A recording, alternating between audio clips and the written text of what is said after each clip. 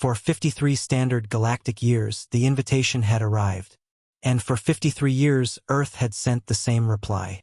In the central chamber of the Galactic Concorde, a beautiful, crystal-domed space station orbiting a serene gas giant, the Vel ambassador finished his opening remarks. His voice was a melodic chime. And so, we welcome our newest members to the table of shared peace and prosperity. Polite light ripples of approval moved through the assembled delegates. The insectoid kith clicked their mandibles. The sturdy, mineral-based Gron hummed. Only the Crax delegation, clad in harsh gray metal, remained still and silent. The Concorde's chancellor, an elderly Vel named Eliron, consulted a holographic slate. The next item is a procedural note. The species designated Homo sapiens, from the third planet of System Sol, has once again declined its summit invitation. This marks the 54th consecutive summit without human representation. A low, vibrating scoff came from the Crack's High Commander, Carr. Why is this still on the agenda? They are primitives. They achieved basic fission after their second global war. They barely have a sustainable colony on their own moon. They are not a spacefaring race.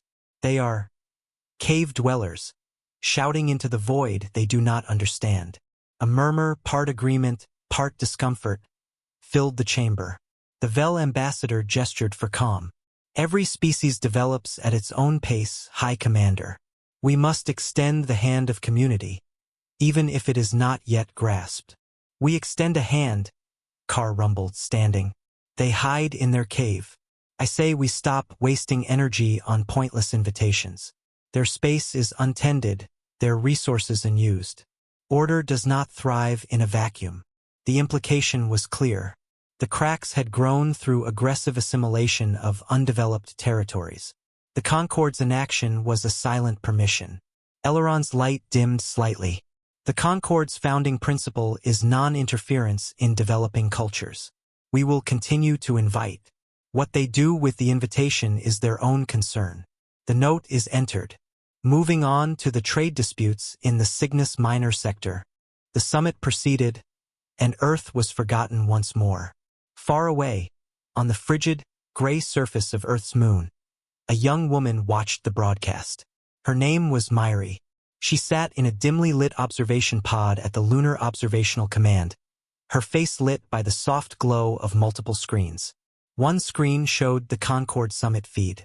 Another displayed complex strings of data, signal analyses, ship trajectories, political transcripts from a dozen alien languages, all seamlessly translated.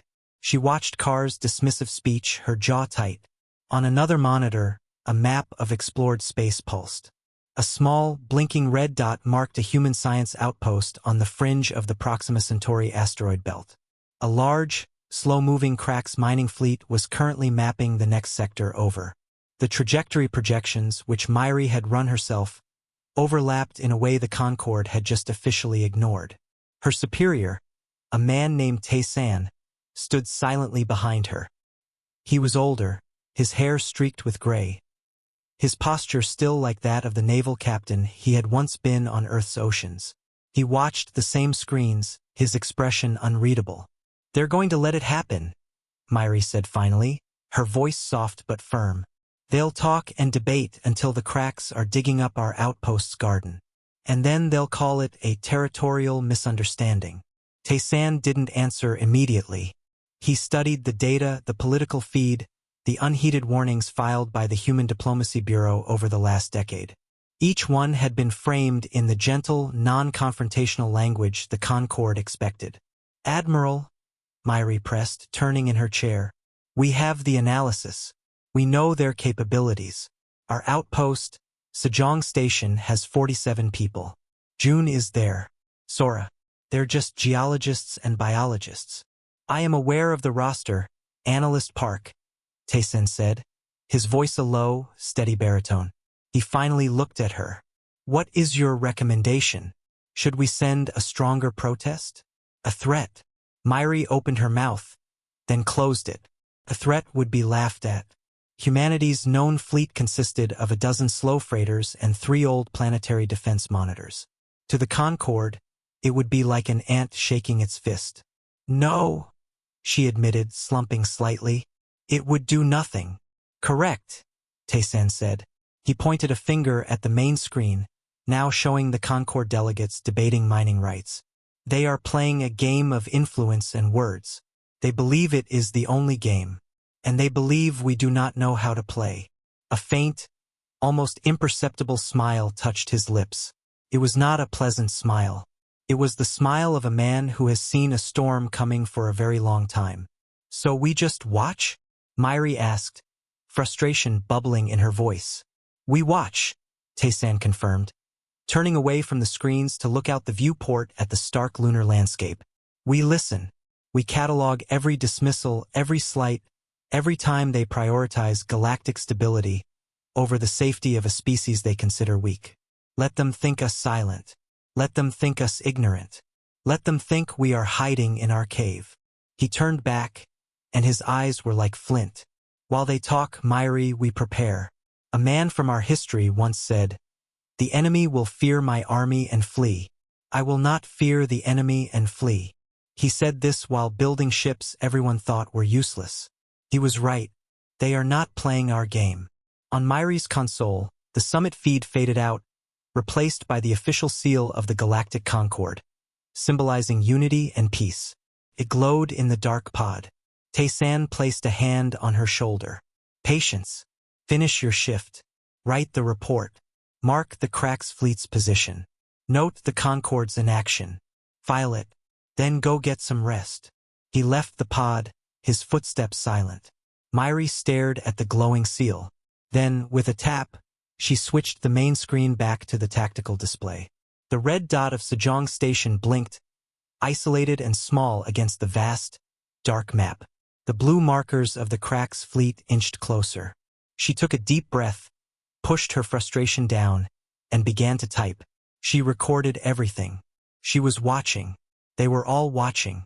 And somewhere, in the hidden shipyards spinning in the darkness between Mars and Jupiter, in the research labs buried deep under lunar regolith, an entirely different kind of work continued. Not the work of words, but the work of survival. Quietly, relentlessly, without a single invitation sent or received. The heart of Project Geobuxian did not beat on Earth. It thrummed in the vacuum, inside a massive, hidden construction dock clinging to a rocky asteroid in the belt.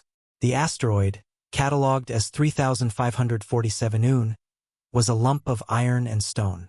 To any passing sensor, it was just another rock. But inside, it was a hive of light, sound, and relentless effort. Here, the theories became steel and wire. Here, the historical lesson was forged into a future. Engineer De Jong floated in the central chamber of the dock, his magnetic boots anchored to a gantry. Before him, suspended in the zero-G, was the skeleton of a ship. It was not sleek like the needle-shaped Vel vessels. It was not menacing and angular like the Cracks battle rams. It was blocky, solid, and dense. It looked less like a ship and more like a floating fortress. A junior engineer, a young woman named Hannah, pushed off from a wall and landed neatly beside him. She handed him a tablet. Layer 7 composite is bonded. The density is reading 12% above spec. It's going to be a pig to move, sir. De Jong took the tablet, a smile on his sweat-streaked face. Good. A pig is hard to knock over. Remember what we're building, Hannah. We're not building a racehorse. We're building a mountain that can swim. The principle was ancient. De Jong had studied the texts for years, not just the engineering schematics, but the history. In the late 16th century, an admiral named Yi Sun-sin faced a massive invading fleet with a handful of rebuilt ships. His masterstroke was the Geobuxian, the turtle ship. It was not the fastest or the most elegant. Its key was a strong, covered deck armored with iron plates and spikes, impervious to boarding and resistant to cannon fire. It was a floating bunker designed to break formations and endure. Project Geobuxian was that idea, reborn for the stars. The galaxy used energy shields that flared brightly under fire, requiring massive power. Human engineers, led by minds like De Jong's, asked a different question. What if we don't deflect? What if we absorb? The hull of the ship before him was a miracle of dull, uninteresting material science. Dozens of layers of composite, honeycombed with shock-dispersing gel, woven with heat-siphoning filaments. It was designed not to shine, but to swallow light, swallow sensor pings, swallow the energy of enemy weapons and bleed it off as harmless heat. "We want their first shot to be their best shot," De Jong often said to his teams. "And we want them to watch it do nothing." The other secret was in the drive. Galactic travel relied on the translation jump, ripping a hole in space-time with a flashy burst of tachyons. It was like kicking down a door. It announced your arrival from light years away. Human scientists had worked on a different approach for 30 years. They called it the silent step. Instead of ripping, it folded. The physics were complex, but the effect was simple. A ship would disappear from one point and appear at another with barely a ripple in local space.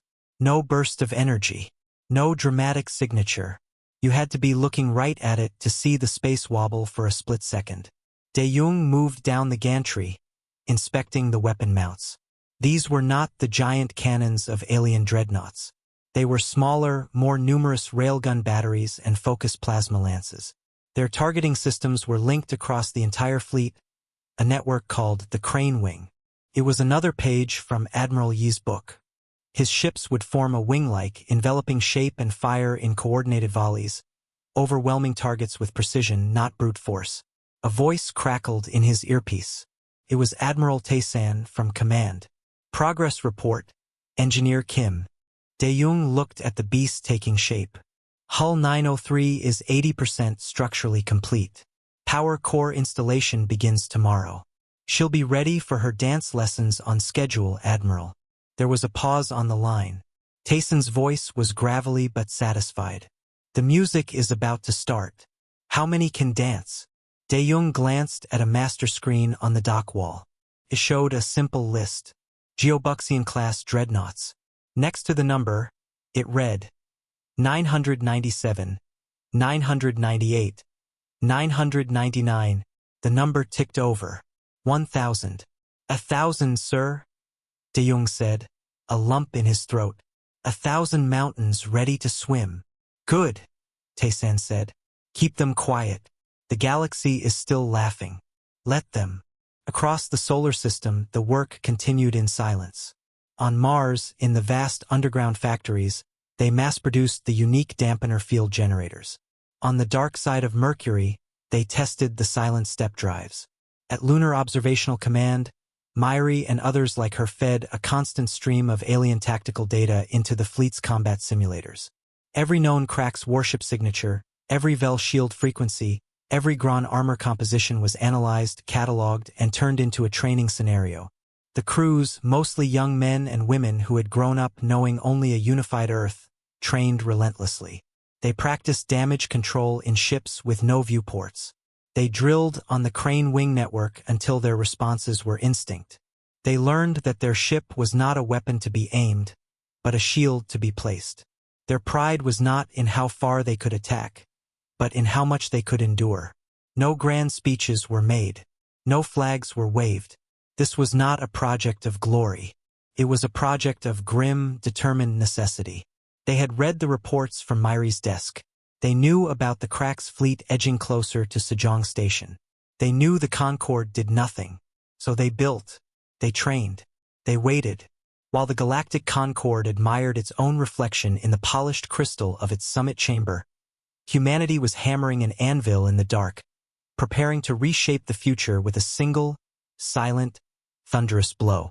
Sejong Station was a collection of 6 domes stuck to a big, potato-shaped rock in the Proxima Centauri belt. It was a quiet place. The 47 people who lived there studied asteroids. They mapped mineral veins. They grew lettuce in hydroponic gardens. It was a peaceful, boring job, and the 2 geologists, June and Sora, liked it that way. June was in Dome 3, looking at a screen showing the chemical makeup of a nearby asteroid. "High iron content," he said, chewing on a protein bar. "Maybe even some platinum group metals. Not bad." Sora floated over from her workstation. "Save the data. The next supply shuttle isn't for 2 months. We can't mine it anyway." She peered out the thick viewport. The stars were sharp and cold. It's too quiet today. The sensors are picking up nothing. It's weird. That was when the lights flickered. A low hum from the station's power core stuttered and died, replaced by the sudden, blaring whoop of emergency batteries. Red light filled the dome. Not again, June groaned, pushing off toward the main console. The solar array must have glitched. But before he reached it, the station's comms officer, a young man named Min, shouted over the intercom. His voice was tight with fear. All personnel. Unscheduled translation jump detected at the edge of the belt. Multiple signatures. They're not ours. June and Sora froze, looking at each other. No human ship was due. The translation jump was a technology humanity was not supposed to have mastered yet. A cold feeling settled in June's stomach. On the main screen, sensor data flickered to life. 5 large, angular shapes resolved out of the static. Their profiles were instantly recognizable from the intelligence briefings every station crew had to study. Cracks mining vessels. But these were not peaceful. Their forward mining booms were retracted, and their crude armor plating was forward, like shields. Smaller, faster scout ships flitted around them. A harsh, grating voice erupted from the comms speaker. It was not translated by the station's polite software. It was raw Craxian, but the meaning was clear enough from the tone. A demand. Min's voice came back, shaky. They're hailing us. They are ordering full station surrender. They claim the sector is under Crack's resource jurisdiction by Concord approval. They say we are trespassing. Sora grabbed a handhold, her knuckles white. That's a lie. The Concord never. A massive tremor rocked the station. A deafening crunch echoed through the hull. Dust rained down from the ceiling panels. One of the Crack's ships had fired a magnetic grappler.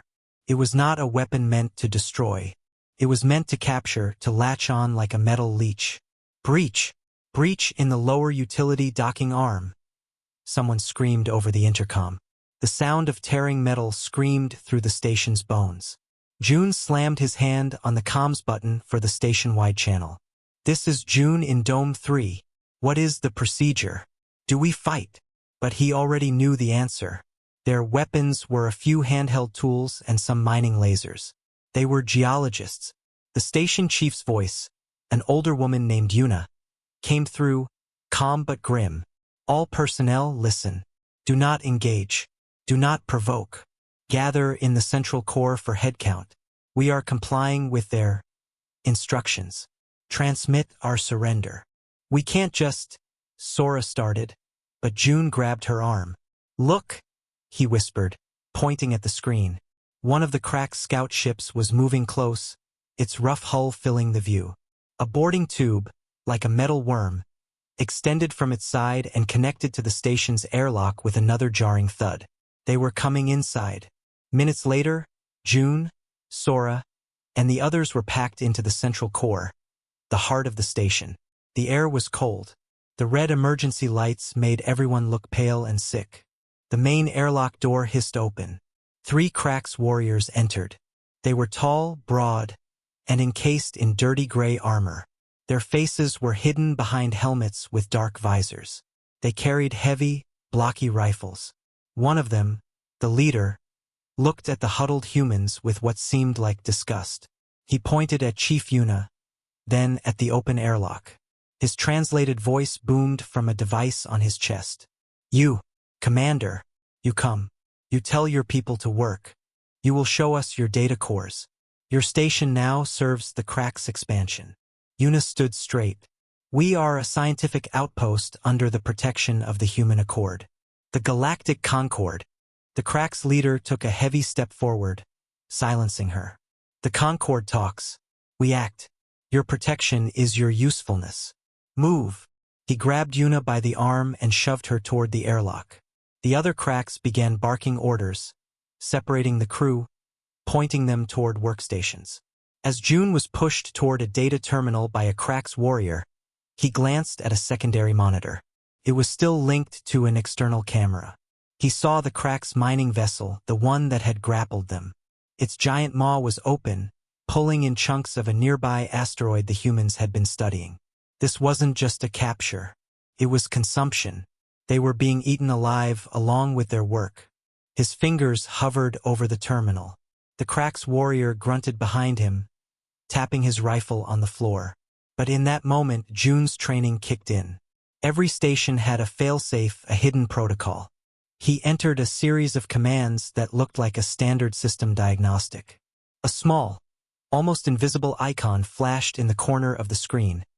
Burst packet sent. It was not a call for help. It was a data bomb.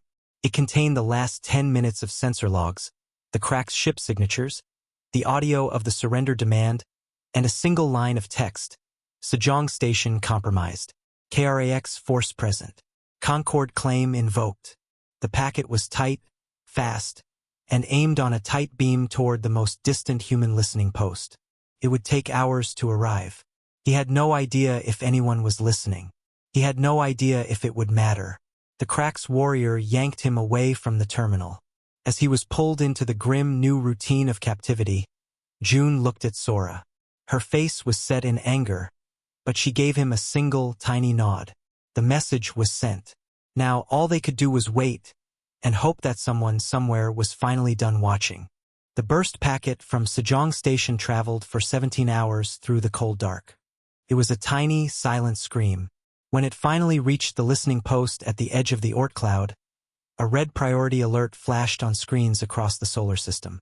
Admiral Tae-san was in his Spartan office on Luna when the alert chimed. He had been reviewing final readiness reports for the Geobuxian fleet. He opened the file and read it. He read it again. His face, already lined and serious, became like stone. He saw June's final sensor logs. He saw the Crack's ship profiles. He read the line, Concord claim invoked. He did not swear. He did not slam his fist on the desk. He simply stood up, straightened his uniform jacket, and walked to the main command center of the Lunar Observational Command. The room was a quiet bowl of blue light and murmuring voices. Myri was at her station. She saw him enter and knew instantly. The look on his face confirmed the fears she had typed into reports for years. She called up the data on her main screen as he approached. Sejong, she said, her voice hollow. Confirmed, Tae-san replied. He stood beside her, his hands clasped behind his back, looking at the captured data. The images of the Crack's ships, the grappler attached to the station's hull, were clear. The Concord claim, they will have filed paperwork. They will have made a statement. They sacrificed them, Myri whispered, anger heating her words. They traded 47 of our people for what? For a quiet summit. For the illusion of stability, Tae-san corrected, his voice calm but cold. They believe the strong do as they wish, and the weak suffer what they must. They believe we are weak. He turned from the screen and looked at the other officers in the room. They had all stopped working. They were all watching him. Signal Earth Unified Command, Tae-san said, his voice now carrying across the silent room. Code White. I repeat, Code White. The incursion is active. The line is crossed. The words Code White seemed to change the air in the room. It was not an alarm. It was a final, deep breath before action. Officers turned back to their consoles, their movements suddenly sharp and precise. Tae-san walked to the center of the room to the main holotank. With a few commands, he brought up a star map. It showed human-explored space. A small, sad light marked Sejong Station. A cluster of hostile red markers surrounded it. Further out, the known shipping lanes and diplomatic posts of the Concord glowed a soft, peaceful blue. They have our people, Tae-san said, not raising his voice, but every person heard him. They have taken what is ours under a lie they invented. The Galactic Concord has watched it happen and will do nothing. They expect us to send a pleading message. They expect us to beg for negotiation. He looked around the room, meeting the eyes of his officers, of Myri. We will not send a message, he said. We will not negotiate. We have spent our last decades building an answer for this exact moment. The time for watching is over. He turned to the communications officer. Open a fleet-wide channel. All ships, all stations, all yards. This is Admiral Taysan. A light on the console glowed, indicating the channel was live across the solar system. To engineers like De Jong on asteroid 3547 Un, to pilots training in simulators on Mars, to council members on Earth, they all heard his next words. The cracks have seized Sejong Station. The Concorde has allowed it. Our waiting is done. He paused. The silence on the channel was absolute. Admiral Yi Sun-sin once wrote, "I still have 12 warships under my command. I am still alive. The enemy shall not be safe in the West Sea. We have more than 12. We have 1,000. And the enemy is not safe." He took a breath, his voice dropping into a final, firm order. Project Geobuxian is now complete. Mobilize the fleet. Prepare for silent step translation to Concorde summit coordinates. We go not as petitioners, but as protectors. We go to bring our people home. We go to show the galaxy that our silence was not weakness. It was preparation. Move out. The channel closed. What followed was not chaos. It was a machine coming to life. On Earth, the Unified Command Council gave its final, unanimous authorization. They had seen the Sejong data. There was no debate. In the shipyards, De Jong heard the order and felt a shiver that was not fear, but release. He looked at the final Geobuxian hull in its dock. "Power up the core," he shouted to his team. "This mountain needs to swim now." Across the fleet, 1,000 captains gave the same commands. Magnetic clamps released. Dull, black hulls, which had never seen the open stars, began to move. They slid out of asteroids, rose from the dark sides of moons, and assembled in the void between Mars and Jupiter. They formed no proud, aggressive spearhead. They gathered into a vast, tight sphere, a ball of shadows. Their silent step drives powered up. There was no bright flash of energy, no roaring sound. Space around the massive human fleet began to warp, like a heat haze over a desert. It shimmered, twisted, and then, all at once, the 1,000 ships were gone. They left behind only empty space and the faint, dissipating warmth of their passage. They were not heading for Sejong Station. Not yet. Taysan's strategy was clear. Going to Sejong would start a small war at the edge of known space, a war the Concorde could ignore. They would label it a border dispute. He was taking the fleet to the very heart of the talking shop. He was taking the war of facts to the palace of words. He was going to the place that had ignored every invitation, every warning, and every plea. The silent step was perfect. No alarm was raised. No sensor in the galaxy noted the movement of 1,000 human warships. They moved through the darkness like ghosts, unseen, unheard, heading for the bright, shining chamber where their people had just been traded away for a quiet afternoon. The main chamber of the Galactic Concorde Station was a masterpiece of light and sound. The crystalline dome showed a perfect, curated view of the glowing gas giant below. Delegates floated at their platforms, their voices a gentle hum of diplomacy. The topic was, ironically, resource management in frontier sectors.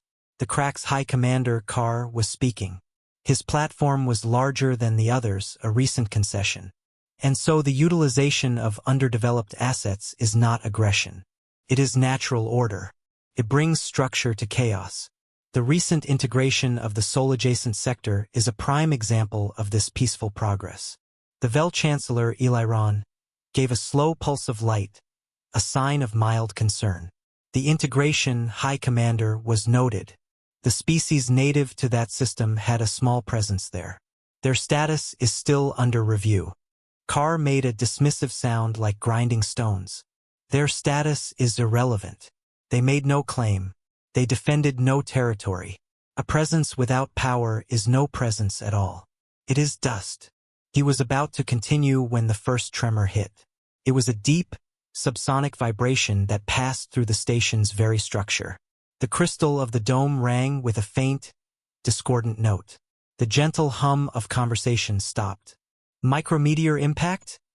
A Grand delegate suggested, their voice a low rumble. Before anyone could answer, the space beyond the dome changed. It was as if the starfield itself rippled. The view of the gas giant and the distant suns warped, like a reflection in a pond disturbed by a stone. Then the ripples solidified. Ships appeared. Not one, not 10. Hundreds upon hundreds of them, materializing in perfect, silent formation just beyond the station's defensive perimeter. They filled the view. They were blocky, massive, and dark. Their hulls were a non-reflective black that seemed to drink the light from the stars.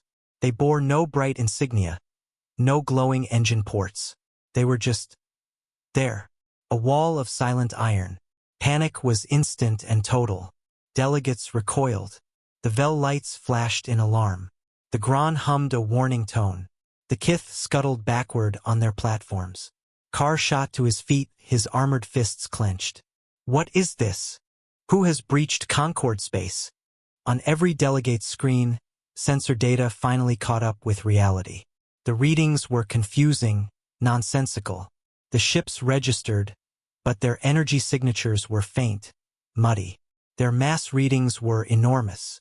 Their weapons, visible as cold metal barrels and lance tips, were unmistakable. The number at the bottom of the scan flickered and settled. 1,000. 1,000 capital-class warships. They had arrived without a translation signature, without a warning. They hung in space, forming a perfect defensive sphere. They did not move. They did not power weapons. They simply existed, a sudden, impossible fact. The communication board lit up with frantic hails from the station's defense force, 3 small Vel cruisers and a Krax frigate. They were demanding identification, issuing challenges. There was no answer. Then, a single tight beam transmission was accepted by the Concord's central computer. It was directed only to the Leadership Council, Chancellor Eliron and High Commander Carr. A screen illuminated.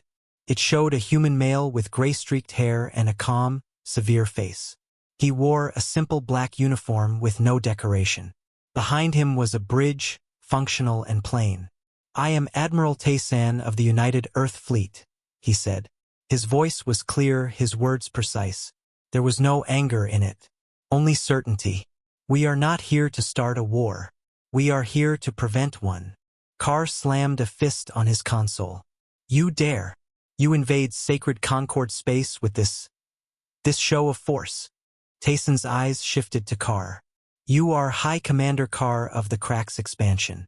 37 hours ago, your forces seized Sejong Station, a human scientific outpost. You took 47 of our people. You claimed the authority of the Concord to do it." He paused, letting the words hang in the silent, terrified chamber. "The Concord did nothing," Taysan continued, looking now at Eliron. "You ignored every signal. You dismissed every summit invitation. You believed our silence was weakness. It was not. It was focus. While you talked of peace, we prepared for the reality you created." Eliron's light pulsed weakly. "Admiral, this is not the way. We can convene a panel, we can discuss." "There is no discussion," Taysan interrupted, his voice still calm but final. "We are not here for your panels. We are here for 2 things. First, the immediate and unharmed release of every human from Sejong Station. Your forces will withdraw. Second, a permanent, recognized security guarantee for all human-explored space. You will not approach our borders again." Carr was furious. "You make demands? You point guns at the heart of the galaxy and make demands? We will crush your pathetic fleet." Taysan almost smiled. It was a thin, cold expression. "You are welcome to try, High Commander. But know this, we did not come here to fight you. We came here to show you that you cannot fight us. Look at your sensors. Your weapons are targeted. Your shields are active.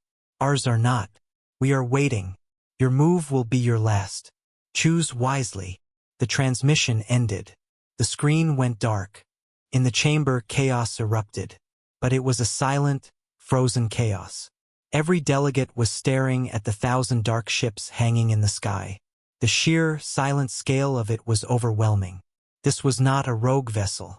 This was an entire, hidden civilization revealing its teeth.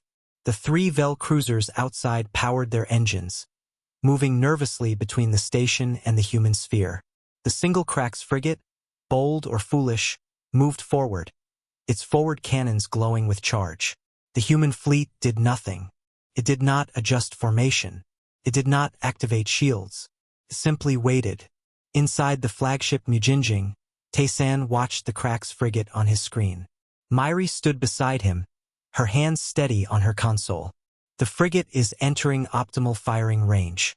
They are locking on. Taysan nodded. Let them. Remember our history. Let them fire the first shot. Let everyone see it. He was not looking at the frigate. He was looking at the Concord station, at the crystal dome where the galaxy's leaders were gathered. He had brought their ignored war to their doorstep. Now they had to live in it. The bridge of the Crax frigate, Fist of Kar, was a place of noise and fury. The captain, a veteran named Gorv, sneered at the image on his main screen. It showed the closest human ship. The thing was ugly. It was a black slab like a coffin made for a giant. It had none of the sharp, aggressive lines of a proper warship. It just sat there, silent and stupid. They are bluffing, Gorv roared to his crew. His orders from the station were clear. Test the humans' resolve. Show the Concord that Crax courage, not Veltalk, was the true power. A primitive scare tactic. They hide behind stealth and hope we fear shadows. We will give them light. The targeting officer called out. We have a lock. Their energy signatures are still minimal. No shield activity detected. Of course not. Gorv laughed. They probably don't have any. All power to forward cannons. We will cut their flagship in half and give the pieces to the Concord as a gift. The frigate's twin heavy plasma cannons glowed a fierce, angry red. They pulsed, gathering deadly energy. With a final roar from Gorv of fire, two thick lances of superheated matter screamed across the void. They flew straight and true, aimed at the center of the closest human ship, identified as the Nachu. On the bridge of the Mujinjing, Admiral Taysan watched the incoming fire. His face was calm. Hold formation, he said quietly. Brace for impact. On the Nachu, Captain Sung stood on his command deck. He was young for his post, but his hands were steady. He watched the Crax bolts fill his view. His crew was silent, trusting their ship, trusting the decades of work. All hands, impact imminent, he said, his voice clear. He didn't order evasive maneuvers. He didn't raise shields. He simply held course. The twin plasma bolts struck. The view from the Concord station was perfect. Every delegate watched, breath held. They expected a brilliant explosion, a flash of light, the end of the human bluff. It did not happen. There was a flash, but it was a deep, muted orange, not a white-hot blast. It was swallowed by the Nachu's hull. The black surface seemed to ripple for a moment, like thick tar absorbing a stone. A network of faint, glowing lines spread out from the point of impact for a split second. The ship's armor dispersing the incredible heat and force through its layered skeleton. And then they faded. A cloud of vaporized outer coating puffed away. The Nachu drifted a few meters backward from the force. Then its stabilizers fired, and it slid back into its exact position in the formation. On its black hull, where the bolts had hit, was only a smudge of darker gray. No breach, no fire, no panic. It had simply taken the hit. A dead silence filled the Concord chamber. The impossible had happened. A capital ship had survived a direct strike from Crax heavy cannons without a shield flare. Without even seeming to notice. Gorv, on the Fist of Kar, stared in disbelief. What? Again.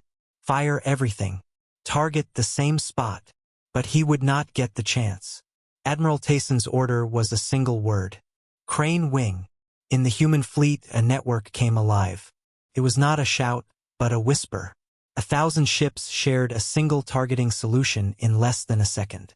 It did not focus on the frigate. It focused on the frigate's weapons, its engines, its power core, every critical point. From the entire sphere formation, 100 human ships designated the Fist of Kar. They did not fire massive, glowing volleys. They fired precise, focused lines of kinetic metal and coiled energy. The fire came from all directions, a perfectly coordinated storm of needles. To the watching delegates, it was over in a heartbeat. The Crack's frigate's forward cannons, charging for a second shot, were sheared off. Its engine pods exploded in silent, contained flashes. Its command spire was sliced clean through.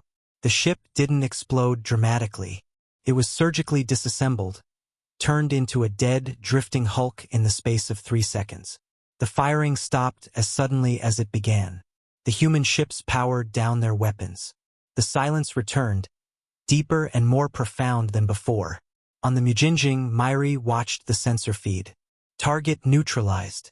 No secondary explosions. No debris field threatening the station. It had been a clinical, terrifying demonstration. Taysan reopened the channel to the Concorde. His face appeared again. He did not mention the destroyed frigate. It was already the most powerful statement in the room. "The people at Sejong Station," he said, his voice unchanged. "We will now retrieve them. If any Crack's vessel in that sector interferes, it will be removed. If any other Concorde member interferes, they will be considered an aggressor. The choice is yours." He looked directly at the sensor, his gaze seeming to find Kar and Eliron. "You believed strength was loud and defense was weak. You were wrong. We built a wall while you were building a stage. You can either accept the new reality, or you can break your fleet against our wall. The result will be the same. We will have our people. We will have our peace." The transmission ended.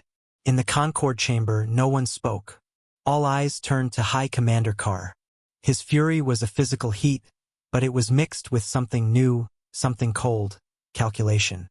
He had just seen 1,000 ships ignore his best shot and erase one of his own without effort. To attack now would be suicide. Chancellor Eleron's light was dim. He looked from the broken frigate to the 1,000 dark ships, and then to Kar. The silence was his answer. The Concorde would not act. Taysan had gambled everything on one moment, on one shot. He had let the enemy strike first, as Admiral E had so often done, to reveal their position and their nature to all watching. The galaxy had watched, and now they understood. Humanity had not come for war. They had come to prove that any war with them was already over. The change did not happen with a bang, but with a slow, heavy silence. On the screens of the Concorde chamber, the human fleet began to move. It was not a retreat. It was a deliberate, unhurried repositioning. The tight sphere loosened.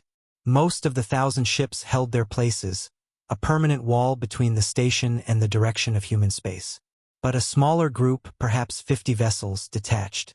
They formed a tight, diamond-shaped formation. Then space around them wavered.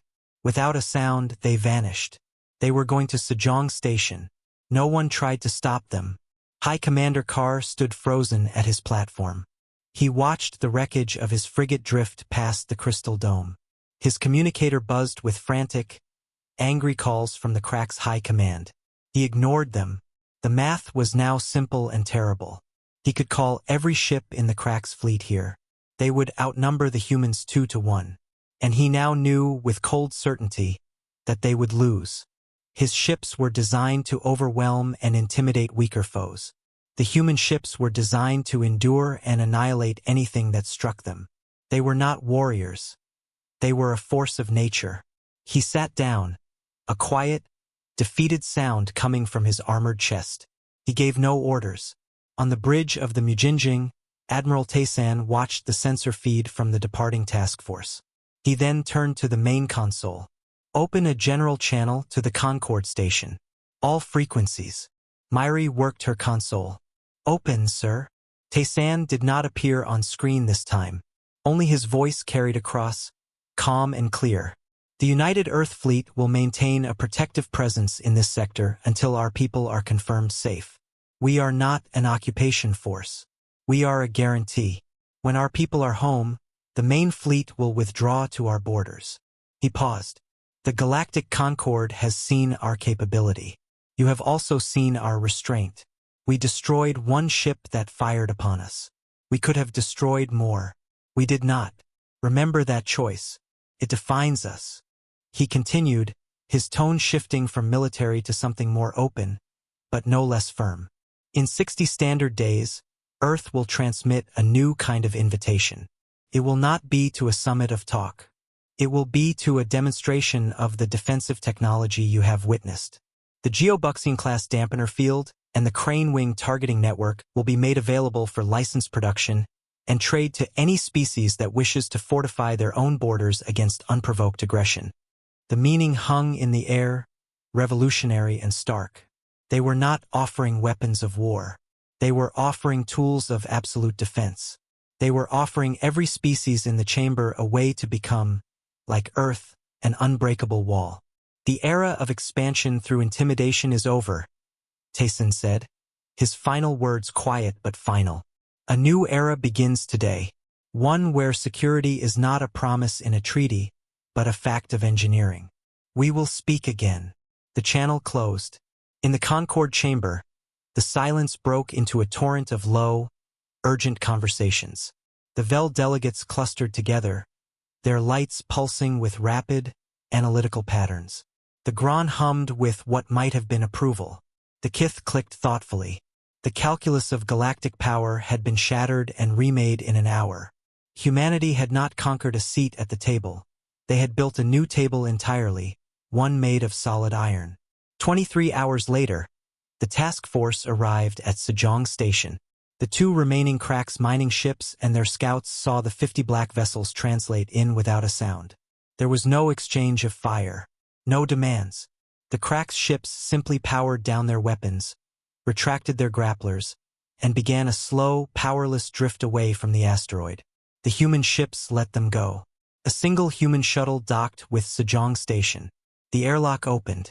June and Sora, along with Chief Yuna and the rest of the crew, stared as human marines in sleek, black armor entered. Their leader, a young sergeant, removed her helmet.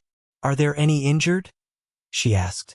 Chief Yuna, after a long moment, shook her head. "No, we are all here." "Then let's go home," the sergeant said, a warm smile breaking her professional calm. As they were escorted to the shuttle, June looked out a viewport. He saw the dark, blocky shape of a Geobuxian-class ship hanging just outside. It was angled so he could see the smudged, gray scar on its hull where the Cracks frigate had fired on its sister ship. The scar was small. It looked like a scratch. He felt Sora take his hand. She was looking at it too. "They were waiting," she whispered. June nodded. They were building. Back at the Concord, the main human fleet began its slow, methodical withdrawal. They moved as one unit, always presenting their fortified sides to the station, never showing a vulnerable back. It was a final, silent lesson in their doctrine. From her station on the Mujinjing, Myri watched the gas giant shrink on the screen. The stress of the last days drained from her, leaving a deep, weary pride. Taysan approached her. "Good work, Analyst Park," he said. "Thank you, Admiral," she replied. "What happens now?" "Now," Taysan said, looking at the 1,000 ships on his fleet display. "We go home. We see our families. We repair the scratch on the Nachu." He finally allowed himself a small, genuine smile. "And then we get ready for the most interesting diplomatic mail we have ever sent. For the first time, we will be the ones sending the invitations. And I think this time, everyone will RSVP." The human fleet moved into the darkness. Behind them, the Galactic Concord station glimmered, a beautiful, fragile bubble of light. And for the first time, everyone inside it understood that the quiet neighbors they had ignored had not been hiding in a cave. They had been in the forge, and they had been building a door for which they alone held the key.